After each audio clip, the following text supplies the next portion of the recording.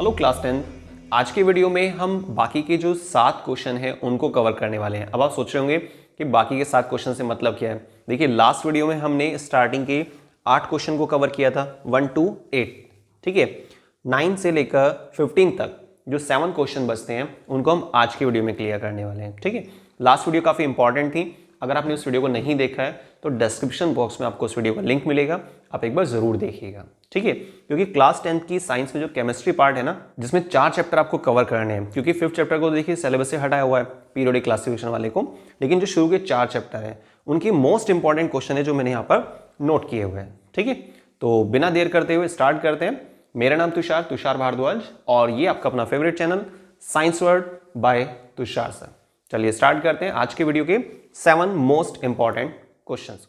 देखिए question number 9 में पूछा जा रहा है आपसे गिव नोट ऑन। यहाँ पे कहा गया कि भाई कुछ डेफिनेशन है जो आपको यहाँ पर बतानी है। कौन कौन सी डेफिनेशन पता होनी चाहिए? कैल्सिनेशन फर्स्ट पार्ट में, सेकंड है रेडॉक्स रिएक्शन, थर्ड है थर्माइट रिएक्शन और फोर्थ नंबर पे है एंडोथर्मिक रिएक्शन, ठीक। वैसे तो आपको मालूम है पर मैं एक बार फिर भी आपको रिवाइज करा देता हूँ। कैल्सिनेशन क्या होता है? देखिए मेटल और मेटल जो चैप्टर है ना, वहां से इसको नोट किया गया है। कैल्सिनेशन और रोस्टिंग 2 प्रोसेस होते हैं। कैल्सिनेशन प्रोसेस क्या होता है? एक ऐसा प्रोसेस जिसमें आप मेटल कार्बोनेट से मेटल को प्राप्त करते हैं, लेकिन कैसे? मेटल कार्बोनेट को आप गर्म करते हैं तो क्या बन जाता है? मेटल ऑक्साइड बन जाता है, ठीक है। अब ये जो मेटल ऑक्साइड बन रहा है, अभी मेटल नहीं आई है, तो मेटल ऑक्साइड में से ऑक्सीजन को आप अलग करते हैं कार्बन वगैरह का इस्तेमाल करके, जो रिड्यूसिंग एजेंट होता है, ठीक है। तो कैल्सिनेशन मतलब एक ऐसा प्रोसेस जिसमें आप किसी मेटल कार्बोनेट को हीट देंगे और मेटल ऑक्साइड वहां पे बन जाता है। सिंपल है। ऐसे ही रोस्टिंग भी होता है, हालांकि रोस्टिंग तो यहाँ पर नहीं पूछा गया है पर फिर भी डिस्कस कर लेते हैं। रोस्टिंग प्रोसेस में क्या होता है? देखिए सल्फाइड जो होती है, जैसे कि आप एग्जांपल ले सकते हैं जिंक सल्फाइड। जिंक सल्फाइड को आप ऑक्सीजन की प्रेजेंस में हीट करते हैं, तो जब आप ZnS मतलब कि जिंक सल्फाइड को ऑक्सीजन की प्रेजेंस में हीट करेंगे तो क्या बनेगा? जिंक ऑक्साइड बन जाएगा। मेटल अभी भी नहीं आई है, फिर से आपको कार्बन का यूज करना होगा, ठीक है। तो रोस्टिंग और कैल्सिनेशन दोनों ही इंपॉर्टेंट डेफिनेशन है, इसलिए मैंने उसको यहीं पर आपको एक्सप्लेन करने की कोशिश की है, ठीक है। सिंपल सा। Next number B, redox reaction. Redox reaction उन रिएक्शंस को कहते हैं जिसमें रिडक्शन और ऑक्सीडेशन दोनों प्रोसेस होते हैं, उसको बोलते हैं रेडॉक्स रिएक्शन। अगर आपको किसी भी टॉपिक में डाउट है तो आपने हालांकि वीडियोस देखी होंगी, अदरवाइज क्लास 10 की जो प्लेलिस्ट बनी हुई है ना चैप्टर वाइज, वहां से भी आप टॉपिक वाइज वीडियो को देख सकते हैं। और अगर आपको नोट्स की नीड है तो आप हमारी वेबसाइट का इस्तेमाल कर सकते हैं www.thescienceworld.in, ठीक है। वहां पर आपको चैप्टर्स मिल जाएंगे और कुछ भी प्रॉब्लम लगती है तो प्लीज कमेंट करके जरूर बताइएगा। नेक्स्ट, तो रेडॉक्स रिएक्शन क्लियर हो गया। थर्ड नंबर पे है थर्माइट रिएक्शन। देखिए थर्माइट रिएक्शन काफी हद तक जुड़ जाता है कैल्सिनेशन वाले ही टॉपिक से, थोड़ा सा अंतर है यहाँ पे। कैल्सिनेशन में लास्ट में क्या समझा था? जब मेटल ऑक्साइड आ गया था, है ना, तो हमने कार्बन का यूज किया, तो कार्बन क्या होता है? एज ए रिड्यूसिंग एजेंट, वो ऑक्सीजन को साइड कर देता है और मेटल वहां पे बच जाती है, ठीक है। इसी तरीके से मेटल ऑक्साइड आपको क्या लेना है? Fe2O3 iron oxide. तो Fe2O3 के साथ जब आप रिएक्शन कराते हैं एल्यूमिनियम की, एल्यूमिनियम पाउडर का यहाँ पे यूज करते हैं, बल्कि रेलवे ट्रैक को कनेक्ट करने के लिए, जोड़ने के लिए इस रिएक्शन का इस्तेमाल किया जाता है, क्योंकि काफी हीट रिलीज होती है जिस हीट के बेस पे हम ट्रैक को अटैच कर पाते हैं। तो बहुत सिंपल है, मेटल ऑक्साइड से आप मेटल को अलग कर रहे हैं, लेकिन कैसे? एल्यूमिनियम पाउडर का इस्तेमाल करके। तो इस रिएक्शन को बोलेंगे हम थर्माइट रिएक्शन, ठीक है। एंडोथर्मिक रिएक्शन क्या होती है? देखिए आपने डिफरेंस के तौर पे सुना भी होगा, कई बार क्वेश्चन भी आ चुका है एग्जाम में, एंडोथर्मिक रिएक्शन और एक्सोथर्मिक रिएक्शन। एंडोथर्मिक रिएक्शन वो होती है जिसको हीट देनी पड़ती है, और एक्सोथर्मिक वो होती है जिससे हीट रिलीज होती है। एग्जांपल क्या है इसका? CaCO3, कैल्शियम कार्बोनेट को आप हीट दीजिए, है ना, जब हम कैल्शियम कार्बोनेट को गर्म करते हैं, हीट देते हैं, तो क्या बनता है? प्रोडक्ट के तौर पे क्या बनता है? CaO quicklime plus carbon dioxide, ठीक है। तो ये हमारे पास एंडोथर्मिक रिएक्शन, क्लियर। अब देखिए नेक्स्ट क्वेश्चन आता है, क्वेश्चन नंबर 10। ध्यान से समझिएगा, थोड़ा सा लॉजिकल क्वेश्चन है। ड्यूरिंग इलेक्ट्रोलाइसिस ऑफ ब्राइन, जब हम ब्राइन का क्या करते हैं? इलेक्ट्रोलाइसिस करते हैं, a gas G is liberated, मतलब एक गैस रिलीज होती है, ठीक, एट एनोड।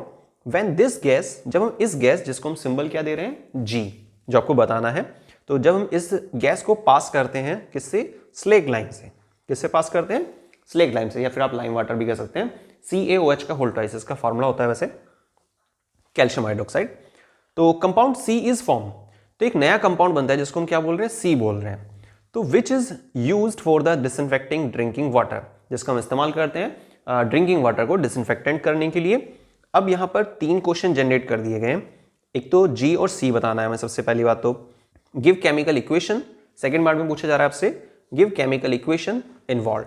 क्या केमिकल इक्वेशन यहाँ पर इन्वॉल्व है ये भी आपको बतानी है, रिएक्शन लिखकर दिखानी होगी। थर्ड पार्ट में आपसे बोल रहा है what is common name of C, give its chemical name, और इसका केमिकल नेम भी आपको बताना है। ठीक है, तो ये आपके पास 3 पार्ट है। चलिए अब देखते हैं इसमें क्या करना होता है। सबसे पहली बात, ब्राइन क्या होता है? Aqueous concentrated solution of NaCl। Aqueous concentrated solution of NaCl is called brine. ठीक है, सिंपल है। तो जब हम ब्राइन को क्या करते हैं, इलेक्ट्रोलाइसिस कराते हैं, तो वहां पर एक गैस रिलीज होती है जिस गैस को हम क्या बोलते हैं, Cl2, मतलब क्लोरीन गैस। ठीक है, तो G के प्लेस पर क्या लिखेंगे आप, क्लोरीन गैस। लेकिन अब यहां पर सेकंड पार्ट जो इसी से जुड़ा है, जब हम इसको पास आउट करते हैं किससे, स्लेक लाइन से, मतलब कि लाइम वाटर, जैसे मैं आपको बताया भी था कि कैल्शियम हाइड्रोक्साइड, तो कैल्शियम हाइड्रोक्साइड मतलब CaOH का होल ट्वाइस प्लस Cl2। तो आगे क्या बनेगा, सोचिए ध्यान से, वीडियो को तुरंत पॉज कीजिए और कमेंट करके बताइए मेरे को अभी कि क्या बन रहा है प्रोडक्ट में। ठीक है, चलिए अब आगे देखते हैं। इसका जो सही आंसर है, जो प्रोडक्ट यहां पर बनेगा वो है CaOCl2, कैल्शियम ऑक्सीक्लोराइड। ठीक है, क्या बन रहा है यहां पर, कैल्शियम ऑक्सीक्लोराइड, CaOH का होल ट्वाइस प्लस Cl2, और आगे क्या बनेगा, कैल्शियम ऑक्सीक्लोराइड, मतलब CaOCl2, जिसको हम क्या बोलते हैं, ब्लीचिंग पाउडर। क्या बोलते हैं उसको, ब्लीचिंग पाउडर। और ये जो मैंने आपको अभी एक्सप्लेनेशन दी है ना इस क्वेश्चन के रेस्पेक्ट में, इसी में तीनों आपके पार्ट जो है कवर हो जाते हैं। ठीक है, चलिए खैर आगे चलते हैं क्वेश्चन नंबर 11 पर। How process of electrolysis help in metal extraction. Metal की एक्सट्रैक्शन में कैसे मदद करता है प्रोसेस इलेक्ट्रोलाइसिस का। सबसे पहली बात तो देखिए इलेक्ट्रोलाइसिस क्या होता है ना, मैं आपको वो समझा देता हूं, उसके बाद आप खुद ही लिख सकते हैं, अच्छे से एक्सप्लेन कर सकते हैं कि मेटल एक्सट्रैक्शन में कैसे हेल्प कर रहा है ये। आपने एक कंटेनर लिया, एक बीकर लिया, उसमें इलेक्ट्रोलाइटिक सॉल्यूशन डाला, है ना, जिंक सल्फेट वगैरह कुछ भी इस तरह से डाल सकते हैं आप, और उसके बाद आपने क्या करना है, 2 इलेक्ट्रोड लगानी होती हैं, कैथोड और एनोड। ठीक है, अब कैथोड पर कैसे चार्ज होता है, माइनस होता है, एनोड पर कैसे चार्ज होता है, प्लस होता है। ठीक, उनको बैटरी से कनेक्ट कर देना है। बैटरी में आपको पता है पॉजिटिव टर्मिनल और नेगेटिव, पॉजिटिव वाले को एनोड की तरफ और नेगेटिव वाले को कैथोड की तरफ। ठीक है, जैसे आप इस तरह से डायग्राम बना रहे हैं, ये आपके अकॉर्डिंग मान लीजिए रेजिस्टर है, यहाँ पर आपने कैसे कंटेनर बनाया, यहाँ पर इलेक्ट्रोड लगा दिए, एनोड और इधर कैथोड। तो बैटरी में इधर प्लस होगा, इधर माइनस होगा, करंट प्लस से माइनस चलता है, मालूम है आपको। तो जैसे ही करंट आएगा एनोड तक पहुंचेगा। एनोड जो आप इलेक्ट्रोड लेंगे ना, ये क्या है, इम्प्योर मटेरियल है जो थोड़ा थिक होती है। ठीक है, जो कैथोड है वो प्योर मटेरियल है जो काफी थिन है। तो करंट जैसे ही जाएगा ना एनोड से कैथोड की तरफ, तो वो एक एक करके जो प्योर मटेरियल्स है उसको वहां पर डिपॉजिट कर देगा। बीच में सॉल्यूशन डाला हुआ है, इलेक्ट्रोलाइटिक सॉल्यूशन। तो इस तरीके से क्या होता है, जो कैथोड है वो थिक होने लगती है, थोड़ा सा ब्रॉड होने लगती है, और जो एनोड है वो थिन होती चली जाती है, और जो इम्प्योरिटी थी वो एनोड के नीचे, मतलब ऐसा एनोड मड कलेक्ट हो जाती है। ठीक है, तो ये हमने क्या किया, प्योरिटी तो की ना, मेटल एक्सट्रैक्शन में यही होता है, सिंपल है। तो ये सारी चीजें आपको लिखनी होंगी क्वेश्चन नंबर 11 में। क्लियर, चलिए खैर अब आते हैं नेक्स्ट क्वेश्चन नंबर 12 पर। अब देखिए क्वेश्चन नंबर 12 में क्या पूछा जा रहा है आपसे, डिफरेंशिएट करना है सैचुरेट और अनसैचुरेट हाइड्रोकार्बन कंपाउंड में। सबसे पहली बात तो देखिए हाइड्रोकार्बन कंपाउंड क्या होते हैं, कार्बन और हाइड्रोजन वाले कंपाउंड, जैसे कि C2H6, C3H8, तो इससे बहुत सारे कंपाउंड है। सिंपल ले सकते हैं आप CH4 मतलब मीथेन। ठीक है, वो IPC के बारे में आपने पढ़ा ही है, वहाँ पे बहुत सारे कंपाउंड है हाइड्रोकार्बन कंपाउंड। तो सैचुरेट और अनसैचुरेट में डिफरेंस क्या होता है, सैचुरेट हाइड्रोकार्बन कंपाउंड वो होते हैं जिसमें सिंगल बॉन्ड पाया जाता है, क्या मिलता है उसमें, सिंगल बॉन्ड होता है। और अनसैचुरेटेड हाइड्रोकार्बन कंपाउंड क्या होते हैं, जिसमें डबल या ट्रिपल बॉन्ड मिलता है। ठीक है, फर्स्ट पॉइंट क्लियर हो गया। दूसरा पॉइंट दे सकते हैं यहां पर कि भाई सैचुरेटेड जो हाइड्रोकार्बन कंपाउंड है ना, सैचुरेटेड हाइड्रोकार्बन कंपाउंड ये हमेशा क्या करते हैं, बर्निंग के लिए इस्तेमाल होते हैं, मतलब एक तरह से जैसे ब्लू फ्लेम देते हैं, आप सिंपल शॉर्ट में ऐसा बोल दीजिए। लेकिन जो अनसैचुरेटेड वाले होते हैं वो येलो फ्लेम देते हैं। ये ब्लू फ्लेम दे रहे हैं सैचुरेट वाले, और वो येलो फ्लेम दे रहे हैं। क्लियर, सिंपल सा है। आप तीसरे पॉइंट में डाल सकते हैं कि ये नॉन सूटी होते हैं, मतलब स्मोक प्रोड्यूस नहीं करते हैं, और लेकिन दूसरी तरफ जो अनसैचुरेटेड वाले हैं वो सूटी फ्लेम देते हैं, मतलब कि स्मोक प्रोड्यूस करते हैं। बहुत ईजी सा है। बाकी आप कार्बन कंपाउंड चैप्टर में जब आप IUPAC का टॉपिक क्लियर करेंगे तो वहीं आपको पता चल जाएगा कि भाई कैसे कैसे क्या क्या स्ट्रक्चर्स होती हैं इनकी, ये भी बता सकते हैं, एग्जाम्पल दे सकते हैं आप इसका, ठीक है। जैसे सैचुरेट में आप एग्जाम्पल लिख देंगे C2H6, ठीक है, ये सैचुरेट में आ जाएगा। अनसैचुरेट वाले में आप डाल सकते हैं जैसे कि C3, और जनरल फार्मूला होता है उससे आप चेक कर सकते हैं बल्कि CnH2n, तो C3 हमने बोला इसका मतलब H6 आएगा, C3H6 डबल बॉन्ड वाले इस पे। तो ये अनसैचुरेट का एग्जांपल हुआ और एक स्टार्टिंग वाला सैचुरेट में आ जाएगा। कुछ भी डाउट लगेगा तो प्लीज कमेंट करना मत भूलिएगा। Next question number 13, give formation of MgCl2, sodium oxide और सल्फर आयन। MgCl2 और सोडियम ऑक्साइड, बल्कि सोडियम ऑक्साइड की फॉर्मेशन को लेकर हमने एक सेपरेट वीडियो बनाई थी, आपने नहीं देखा तो मैं कोशिश करूंगा आई बटन या फिर डिस्क्रिप्शन बॉक्स में उस वीडियो का लिंक लगाने की, आप वहां से भी उसको देख सकते हैं, या फिर सर्च करने का तरीका बहुत ईजी है, formation of sodium oxide science word by Tushar. इस तरीके से आप यूट्यूब में सर्च बार में वीडियो को बहुत आसानी से सर्च कर सकते हैं, ठीक है।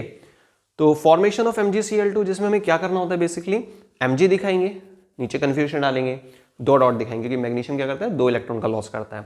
क्लोरीन दिखाएंगे डबल, या तो 2 बार क्लोरीन लिखेंगे या फिर 1 क्लोरीन डालकर 2 से मल्टीप्लाई करते हुए दिखाएंगे उसको, ठीक। तो अब इस तरीके से क्या होता है, क्लोरीन को 1 इलेक्ट्रॉन की जरूरत है, 1 क्लोरीन को, पर 2 क्लोरीन ना, मैग्नीशियम को क्या करना है 2 इलेक्ट्रॉन एक्स्ट्रा है, तो 1-1 इलेक्ट्रॉन 1-1 क्लोरीन को दे देगा, ठीक है।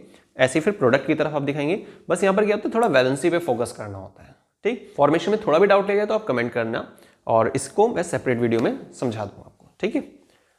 नेक्स्ट क्वेश्चन नंबर 14 है, give difference between oxidation and combustion reaction. देखिए ये सब क्या है ना, ये प्रॉपर्टीज है, कार्बन कंपाउंड का एक बहुत ही इंपॉर्टेंट टॉपिक है, chemical properties of hydrocarbon compounds. तो उसी में से मैंने यह क्वेश्चन जनरेट किया था कि भाई ऑक्सीडेशन और कंबशन इनमें क्या डिफरेंस होता है। इस क्वेश्चन को आप सोचिएगा और कमेंट करके बताइए कि क्वेश्चन आपको कैसा था, क्योंकि ऑक्सीडेशन और कंबशन लगता है कि भाई सेम ही है, पर ऐसा नहीं है, इनमें डिफरेंस है, ठीक है। Next question number 15, what do you mean by the hydrogenation reaction. क्या मतलब होता है हाइड्रोजनेशन रिएक्शन का और रेंसिडिटी का, ठीक है। हाइड्रोजनेशन रिएक्शन का मतलब होता है कि जब आप अनसैचुरेट को सैचुरेट में चेंज कर रहे हैं हाइड्रोजन की हेल्प से, ठीक है। लेकिन निकल कैटलिस्ट का यहां पर इस्तेमाल किया जाता है। कैटलिस्ट क्या होते हैं, जो रिएक्शन की रेट को बढ़ाते हैं, ठीक है। तो प्रोडक्ट जो बनता है वो सैचुरेट कंपाउंड होता है, हायर एल्केन बोल देते हैं उसको, सिंपल। तो हाइड्रोजनेशन रिएक्शन क्या है, ये आपको टर्म एक्सप्लेन करनी है। आता है रेंसिडिटी। रेंसिडिटी का मतलब होता है कि जब फूड हमारा स्पॉइल होने लगता है ना, कैरेक्टराइज बाय अनप्लीजेंट स्मेल, तो उसको हम क्या बोलते हैं, रेंसिड हो गया है फूड, मतलब फूड खराब हो गया है।